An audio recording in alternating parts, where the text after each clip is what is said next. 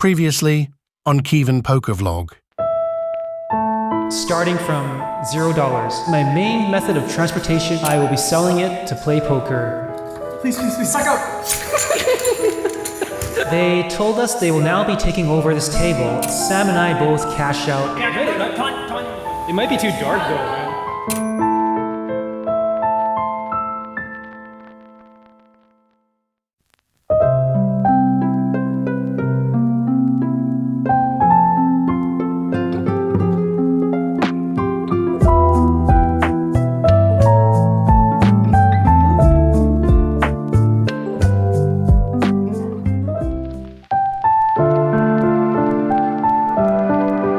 This episode, I head to Great Canadian Casino.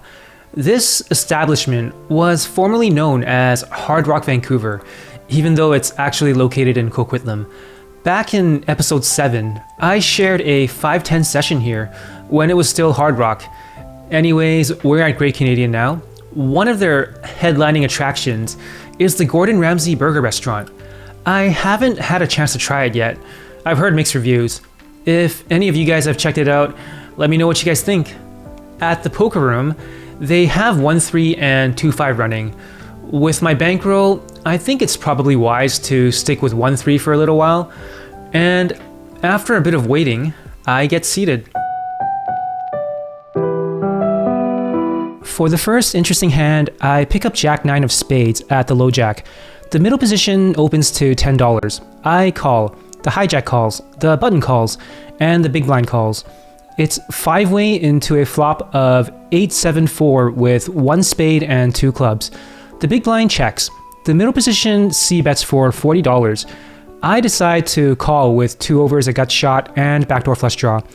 This is a very decent hand if it were heads up, that I could probably even be aggressive with. But multi-way, I should have been out of here. Because there are still 2 players behind me, if there's any kind of raise, I'm not quite strong enough to continue. Anyways, very bad call for me, mostly because I didn't even check the SPR of the villain closely enough as well. Everyone else does fold. The turn is the 7 of spades, giving me the additional equity I'm looking for, as well as being a good scare card. If the villain checks, I'm ready to jam. However, the villain goes all in. Damn. I would have loved to be the one to jam here, but even though my hand looks really pretty with that board, it's not quite good enough to call. It's possible, but I don't think it's likely I'm dead to a full house here. However, he could have me dominated with a lot of higher flush draws that he thinks he's bluffing with. And of course, I'm not beating any value hands with Jack High. I let this one go, making a somewhat disciplined fold after playing quite horribly to start.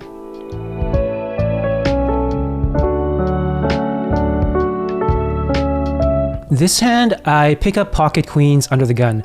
I open to $10, and the entire table calls. Yes, it's a family pot, 9-handed into a flop of King-King-7. The blinds check to me. Not much for me to do, but check as well. Betting into 8 players without a king is pretty suicidal here. Everyone checks to the hijack, who bets $35. The cutoff calls. The button raises to $200. The blinds get out of the way, and I make the easiest fold ever.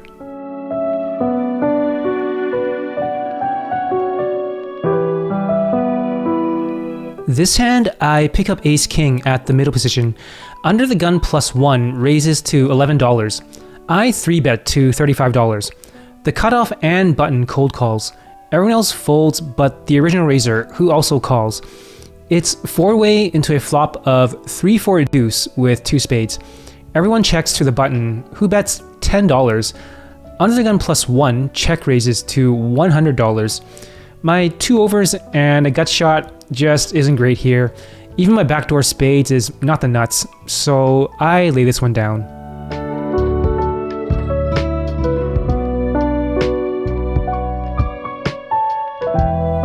This hand, I pick up Ace-10 at under the gun +1.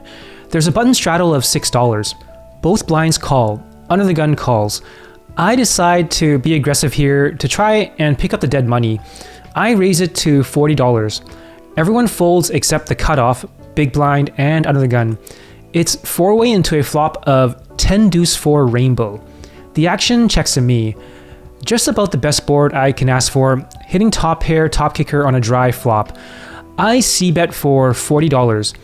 It's a pretty small sizing, especially in a multi-way pot, but I figured that without draws, I'm just trying to get value from either a weaker 10 or weaker pocket pairs. The cutoff and under the gun calls.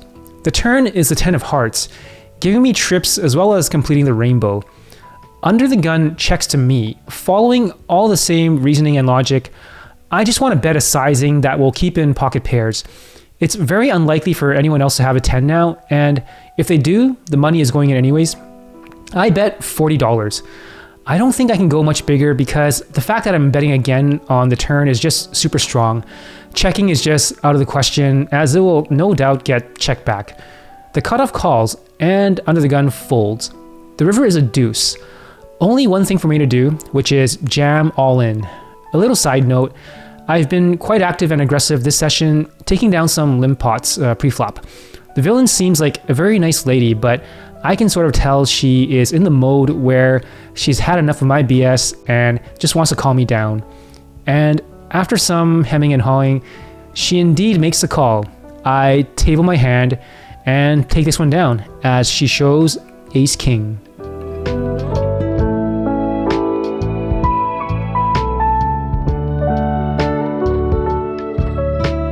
This hand, I pick up Ace Queen at the cutoff.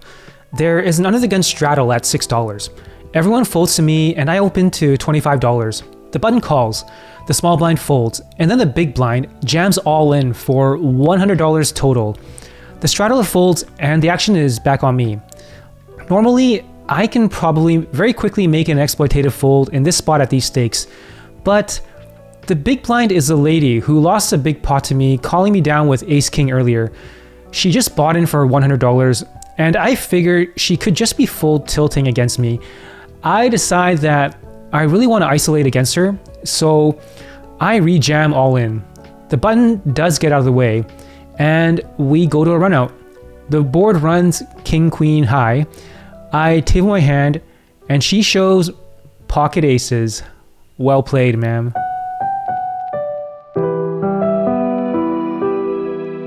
This next hand, we will be switching views as I failed to record due to some technical difficulties. I pick up pocket queens on the button. Under the gun opens to $10. Everyone folds to the cutoff who calls. I 3-bet to $50. The small blind jams all in for $200 total. The big blind folds. Under the gun then tanks for quite a while before making the cold call. The cutoff folds and the action is back on me. At first, I was thinking this should be another spot to fold exploitatively, but under the gun leaving behind around $120 is pretty interesting. I'm reading it as dead money because I think kings or aces just has to be shipping it here. So perhaps he has something like ace king or pocket jacks or tens. Not really wanting to let go, but not quite strong enough to re-jam over a 4-bet jam.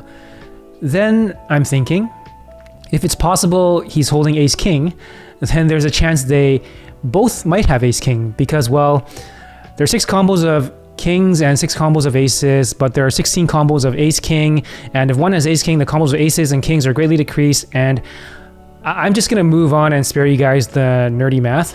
I re-jam all in, hoping I'm dominating under the gun and maybe flipping against the small blind, or I'm flipping against both, which would make me a huge favorite, and at worst I'll be dominated by the small blind but way ahead of under the gun for the side pot.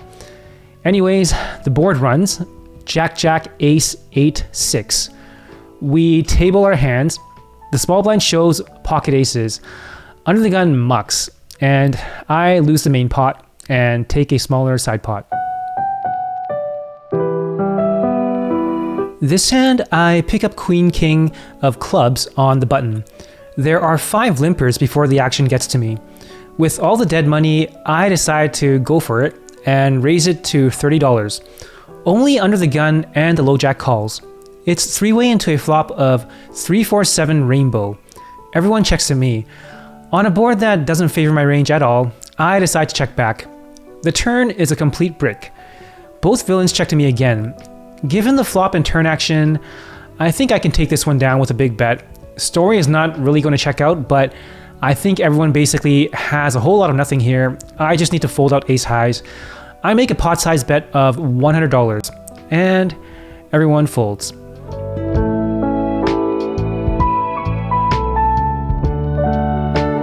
This hand, I pick up 10 jack of clubs at the cutoff. Under the gun +1 opens to $15. The hijack calls. I decide to cold call this one with a nice drawing hand and good position. The button calls, and the big blind also calls. It's 5-way into a flop of 8-9-4 with 2 spades and 1 club. The big blind checks. Under the gun +1 C bets for $35. The hijack folds. With an open ender and backdoor flush draw, easy call for me. The button folds. The big blind calls. The turn is a deuce of clubs, giving me the flush draw. Both villains check to me. I contemplate being aggressive here or taking the free card.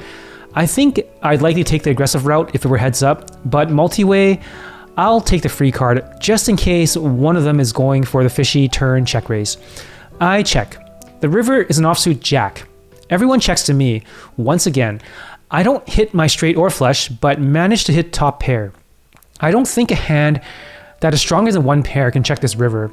It really feels like the best hand I'm facing is a 9 for a top pair on the flop, while the other villain probably missed a spade flush draw, or something along those lines. I decide to make a tiny value bet that will get a crying call from 9x. I bet $35. The big blind snap folds, and then under the gun +1 tanks for a little while, and calls. I table my hand, and he mucks.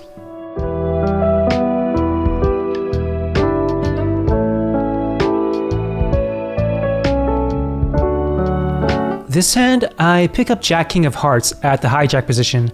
There's a button straddle to $6. The small blind folds, the big blind calls, the low jack calls, and I decide to pump it up to $35, hoping to either take down the dead money or isolate a heads up pot in position. The cutoff folds, the button folds, the big blind calls, and the low jack folds. It's heads up into a flop of 4-9-7 with 2 hearts. The villain leads out for $25. With 2 overs and a flush draw, calling is more than okay for a great price and great odds, but I think this is a good spot to be aggressive, and that's what I do. I raise it to $75, setting up for a possible turn jam. The big blind re-raises all in. Not quite what I expected. Now I just do a little bit of mental math. With the odds versus the price I'm getting, I think I'm only really dominated by an ace-high flush draw, and I don't think the players here will play a nut flush draw this way. I could be dominating some combo draws, and basically don't think I'm ever drawing dead here. I make the call. The turn is a king that gives me top pair. The river is a queen of hearts that completes my flush. I table my hand and take this one down.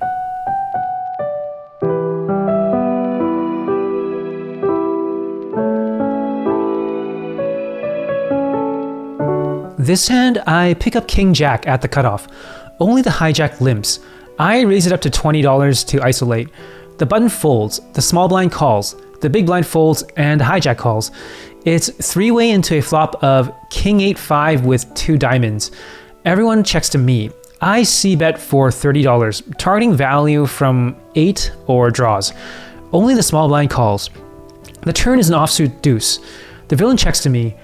I decide to keep betting for value. This time, I size up and target mainly draws.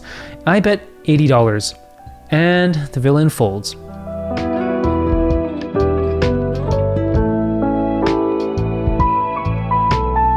This hand, I pick up pocket queens in the small blind.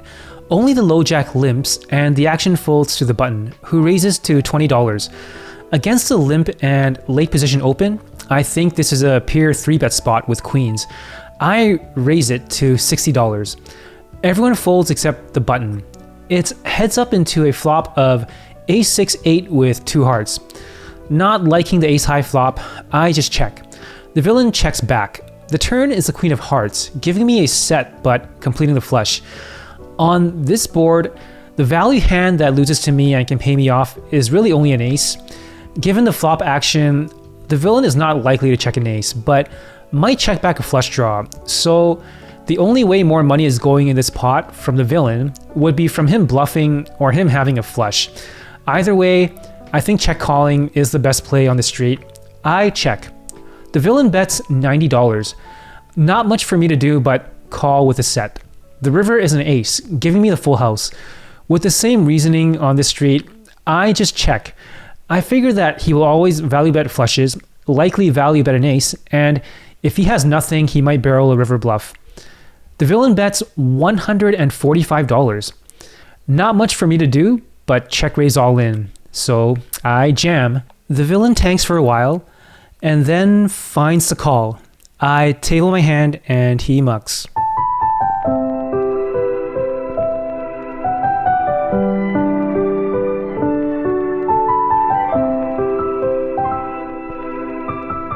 After this big hand, nothing really interesting of note happens for a while.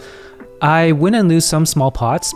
Here are a couple shots of my chip stack progressing throughout the entire session.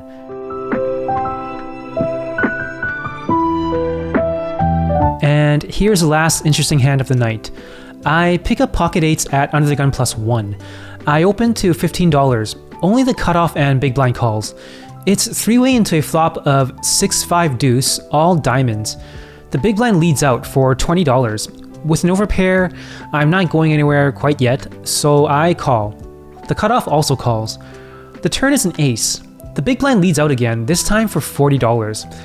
I no longer have an overpair, and the ace of diamonds is one of the most logical holdings to bet or call this board, which pretty much dominates me now. So I just lay this one down and start to rack up.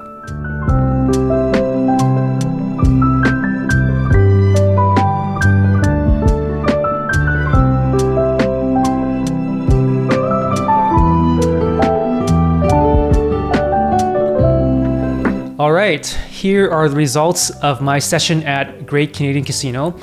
I bought in for $500 and I cashed out for $1,400 something. That would be a profit of $900 something. The exact numbers will be shown right here. And that brings my total bankroll to this number you see right here. Yeah, I think well, very fortunate to have 3 winning sessions in a row since the start of my challenge. I think my goal is to get to 2-5 ASAP, which is where I'm more comfortable playing. Yeah, I think 1-3 is a different game, and in a sense, tougher. Mainly due to the shallower stack depths, I'd say. People buy in for $100 or $200 often, and with those kind of effective stacks, there's just no such thing as post-flop play in a 4-bet or even 3-bet pot, because people are just going to be pot committed a lot of the times, and that just really reduces or limits your options and strategies. For me, it makes it less fun even.